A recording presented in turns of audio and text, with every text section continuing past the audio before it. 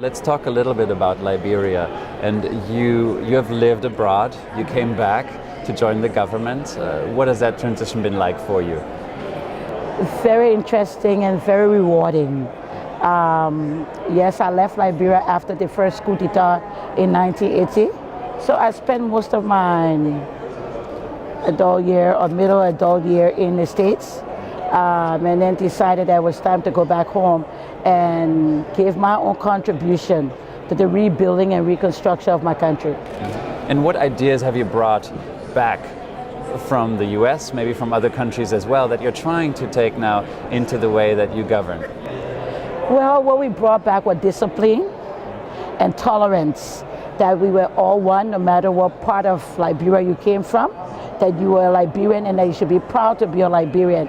Because some of what brought the first coup d'etat in Liberia were ethnicity, people from different backgrounds not understanding the dimension. So after living in the States, especially in the state of California, where everybody is there from somewhere, and people being acceptance of who they are, being tolerant of their ethnicity, their nationality, I thought that was something that I could take back to my own country. And I think because of that, it made me what I am today, even stronger and a happier person and glad to be a Liberian. And one other thing that you brought back to Liberia is your banking and finance background. And in your current role, you deal a lot with foreign aid flows coming in, and obviously accountability is a big deal for the Liberian government as well as its partners. So how are you ensuring that the money that comes in from multiple flows, that you first of all can make sense of it and that you work with it efficiently and effectively? Well, good question. And yes, my background is in banking and finance. I work for a large bank, City Corporation. Then I work for Bank of the West, which is Bank National de Paris. But going back, before my current job, I served as a superintendent for one of the largest counties there. And it was the first time under our able president leadership that we instituted what's called County Development Fund. And so we're able to manage that and say, look, if we have these little resources and we can work with it, government or partners would be willing to give us more. And because of that and what we brought into it, we started getting money from what's called Social Development Fund. We had in the county that I managed, ArcelorMittal, one of the largest iron ore company. We also have the Liberian Agriculture Company, which is the second largest in Liberia in terms of rubber. Then we had the Liberian palm company. So that county was blessed. That has a lot of natural resources and a lot of companies, international companies, but we're able to work with them to ensure that the people themselves benefited from the natural resources, that the people themselves were part and parcel of these major corporations. And that way the people took ownership in what these people were doing in the country, not just what happened in the past. The company come after 20, 30 years, they fall off and they left. That we ensure we also were able to, with the legislature, establish the first community college there, because a lot of our young people had been out of school because of the war.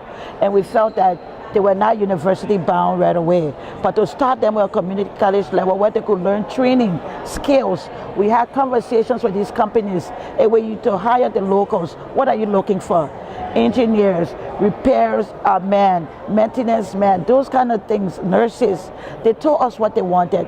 So we ensured those were incorporated in the community college to train our local people, our young people, to be able to take some of these jobs. How have you seen the transition in the last couple of years from the donor community, from the international development community in dealing with Liberia? For instance, you are now managing the multi-donor trust fund on health, which is very extraordinary for a post-conflict country. And it seems that Liberia is getting a lot of ownership and a lot of trust. How is that changing the way that you do business? Well, it's changing a lot, and we're looking for direct donor support, not through intermediate agencies now. So we are building the procurement sectors, we are building the financial sector. Like for now, my current position is the Minister of Gender and Development. A lot of funding comes from donors from my ministry. So because of that, I had to ensure that the financial sector was set up in a way that reporting was done on time, that the funding were used for the purpose intended, because that has a serious reflection not only on the ministry but on myself as a financial person. So ensuring that the proper mechanism were put in place in terms of the controller, the accountant, the accountability of these funds as they were being dispensed. But what we are looking for now, because we've put all of these in place, is that we're looking for direct funding from donors. Normally the donor will go through UNDP, UN Women, but we see now that capacity has been built. In the past, we were told that you had no capacity. So we said to you, what have you done to build the capacity? Let us start building capacity so we can be responsible. That if you said you spent $3 million, we can be able to say, yes, you did, and we can account for it. But if you spend $3 million through other agencies or other chains, we cannot account for it, because you look over overhead costs, administrative costs, and at the end of the day, maybe it's just $200,000 or $300,000 out of that $3 million was spent on the actual beneficiaries. But if we are going to be responsible for something, we are going to take the blame for it. Let us put management system in place. Let us show to our donors that we can account for these funds. Let us show to our donors that the beneficiary, that the people are the direct beneficiary of this funding. And so that is some of what we've been able to do. We get a lot of funding from Denmark, from Sweden, from Norway. And since we took over the ministry, we have had a series of audits, international and local, and we are proud to say that it came out very well. There's still room for improvement, but it's a lot better than where we met it. And some of the biggest donors, the United States, for instance, or the UK, how are they warming up to that idea? And what are the stumbling blocks, perhaps, that still prevent you from going all the way there? Well, the stumbling block, I wouldn't say, because right now the country as a whole has what we call an agenda for transformation. And this agenda for transformation is being led by 4 pillars. And we chair the human development pillar. And under that pillar is the Ministry of Education, which our education system was totally broken down because of the crisis. But as we try to rebuild it, we need a lot of funding towards that. The Ministry of Health is also under that pillar. Health is equally important, but we do believe as we start the prevention, you have healthy people, you have educated people. So water and sanitation is also important.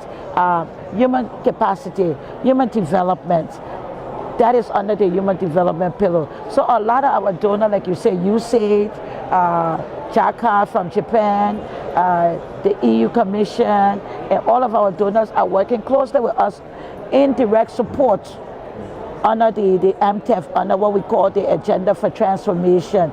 Most of them now have, like what they say, one UN. So UNDP, UN Women, UNFPA, UNICEF are all now putting the resources in this pot, and to see a bigger results now than before, everybody trying to do something by themselves. And we wish you a lot of success with that. Thank you so much. Well, thank you, and thanks for your time, and we appreciate all of what our donor is doing. We are out of conflict, we are a post-conflict country, but notwithstanding the challenges are there, and we just say to the donors, it's not one size fits all.